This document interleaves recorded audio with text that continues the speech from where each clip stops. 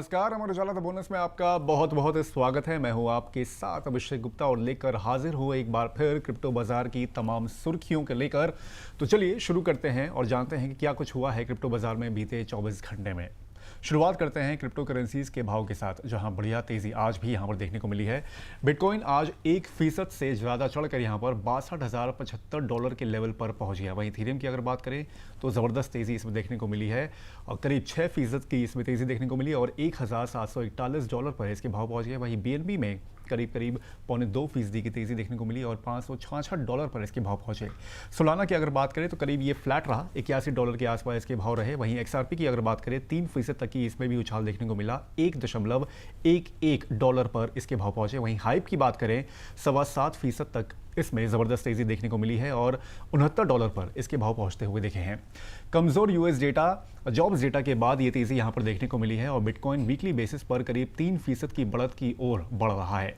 कमज़ोर jobs data से बाजार को उम्मीद है कि अमेरिकी फेडरल रिजर्व नियर फ्यूचर में ब्याज दरें नहीं बढ़ाएगा, जिससे रिस्क वाले एसेट जैसे कि क्रिप्टो को समर्थन मिला है। इसके अलावा 2 जुलाई को अमेरिकी स्पॉट बिटकॉइन ETFs में $221.7 मिलियन का नेट इनफ्लो दर्ज हुआ है, जिससे लगातार 10 दिनों के आउटफ्लो का सिलसिला इसने तोड़ दिया है। हालांकि एक्सपर्ट्स का कहना है कि आगे भी अमेरिकी आर्थिक आंकड़े और फेड की नीति ही क्रिप्टो बाजार की दिशा तय करेंगे।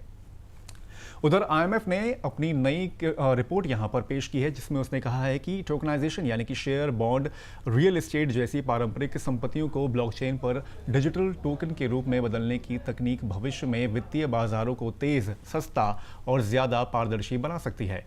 इससे लेन देन का समय घटेगा, लागत कम होगी और 24/7 ट्रेडिंग संभव हो सकेगी। हालांकि IMF ने इसके साथ बड़ा जोखिम भी यहां पर बताया है।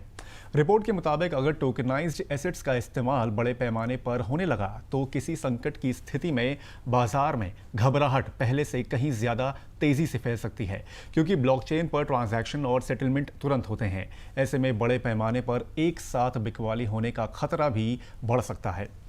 IMF के अनुसार टोकनाइजेशन मार्केट का आकार 2030 तक यानी कि साल 2030 तक $2 ट्रिलियन से $30 ट्रिलियन के बीच पहुंच सकता है। यही वजह है कि रेगुलेटर्स को अभी से मजबूत नियम और जोखिम प्रबंधन का ढांचा तैयार करना होगा।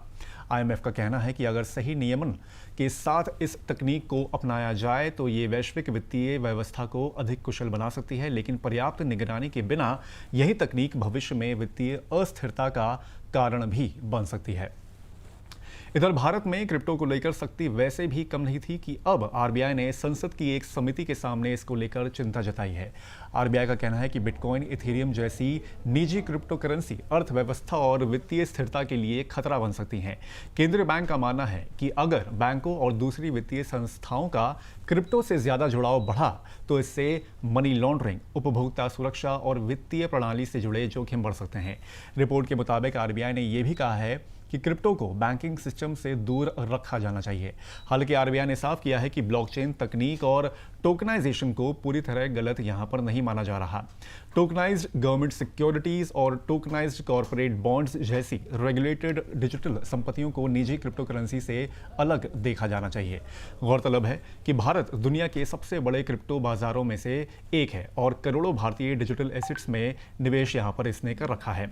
ऐसे में RBI के इस रुख से आने वाली सरकारी क्रिप्टो नीति पर बाजार की नजर और बढ़ गई है। वैसे भारत में बीते दिनों किस तरह की सख्ती होती दिखी है, इससे जुड़े वीडियो का लिंक आप डिस्क्रिप्शन बॉक्स में पा सकते हैं और इसे देख सकते हैं। उधर एसेट मैनेजमेंट कंपनी बिटवाइस का मानना है कि आने वाले समय में स्ट्रैटेजी का बिटकॉइन बाजार पर प्रभाव पहले जैसा उसका नहीं रहेगा। वर्षों तक कंपनी लगातार बड़ी मात्रा में बिटकॉइन खरीद कर बाजार में सबसे बड़ी संस्थागत खरीदार बनी रही, लेकिन हाल में उसके STRC प्रिफर्ड स्टॉक्स में आई भारी गिरावट के बाद हालात बदलते दिख रहे हैं। बिटवाइस के CIO मैट हॉगन का कहना है कि अगर स्ट्रैटेजी सिर्फ बिटकॉइन खरीदने वाली कंपनी अब नहीं रहेगी। कंपनी ने नया कैपिटल मैनेजमेंट फ्रेमवर्क अपनाया है, जिसके तहत जरूरत पड़ने पर प्रिफर्ड शेयर होल्डर्स को डिविडेंड देने के लिए बिटकॉइन बेच भी हो सकती है यहाँ पर। साथ ही कंपनी ने अपना अमेरिकी डॉलर कैश रिजर्व बढ़ाकर $2.55 अरब कर लिया है, ताकि लगभग 17 महीने तक डिविडेंड और ब्याज भुगतान यहां पर किया जा सके। बिटवाइज का मानना है कि अगले बुल मार्केट में बिटकॉइन की सबसे बड़ी मांग अब स्ट्रैटेजी की बजाय bank, assets manager, pension fund, endowment और सॉवरेन वेल्थ फंड्स जैसे बड़े संस्थागत निवेशकों से आएगी। हालांकि कंपनी का यह भी कहना है कि स्ट्रैटेजी बाजार से पूरी तरह से बाहर नहीं होगी, बल्कि वो आगे भी बिटकॉइन की नेट बायर रह सकती है, लेकिन पहले जितनी प्रभावशाली नहीं होगी। तो आज के क्रिप्टो काउंटर में बस इतना ही, लेकिन जाने से पहले एक महत्वपूर्ण जानकारी।